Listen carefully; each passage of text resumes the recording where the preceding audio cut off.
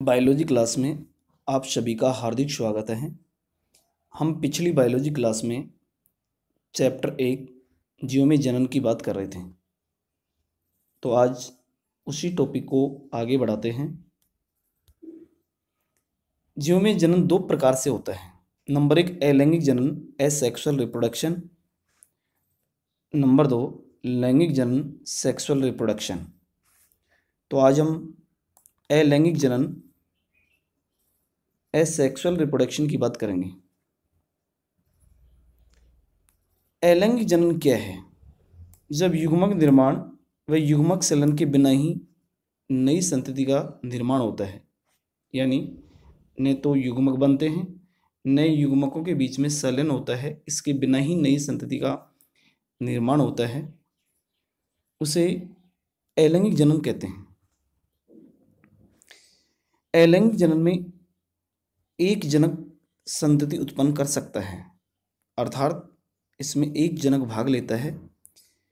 इसके फलस्वरूप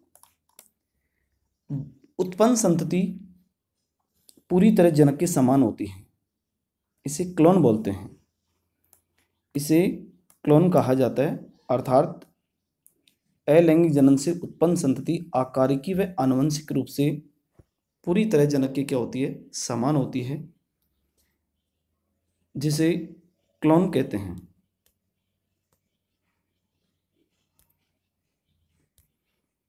इस जनन में सभी विभाजन समसूत्री होते हैं। अलैंगिक जनन के अंदर विभाजन क्रिया होती है, वो समसूत्री होती है, अर्थात यह निम्न श्रेणी के जीवों में पाया जाता है, जैसे जीवाणु है, कवक है, प्रोटोजोआ है, शैवाल है। इनके अंदर अलैंगिक जनन पाया जाता है। उच्च श्रेणी के अकशेरुक एवं कशेरुक में नहीं पाया जाता है, परंतु उच्च कोटि के पादपों में अलैंगिक जनन की विधि पाई जाती है, जिसे कायिक जनन कहते हैं, जिसे कायिक जनन कहा जाता है।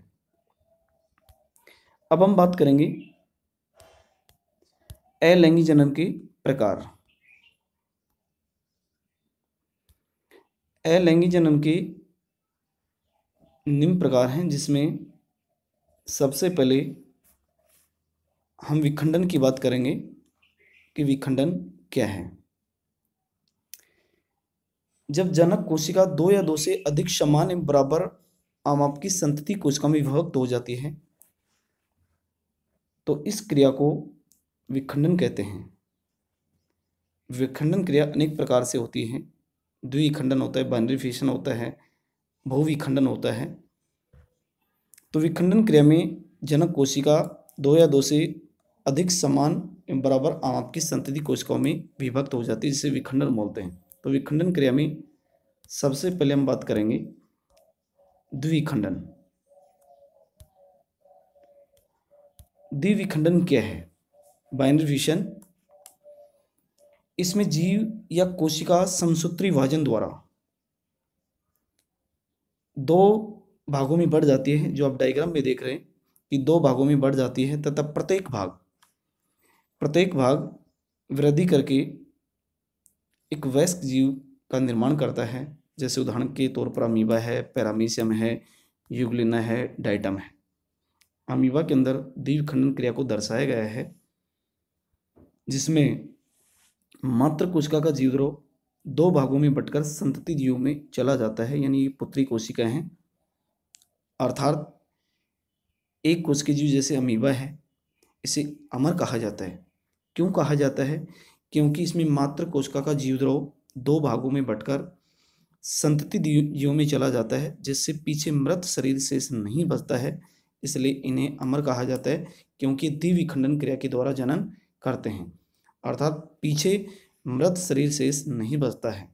तो द्विखंडन क्रिया का उदाहरण है अमीबा है, पैरामीशियम, यूग्लिना, डाइटम। इसके बाद में होगा बहुविखंडन, जिसका अध्ययन हम अगली क्लास में करेंगे। तो आज के लिए इतना ही। धन्यवाद।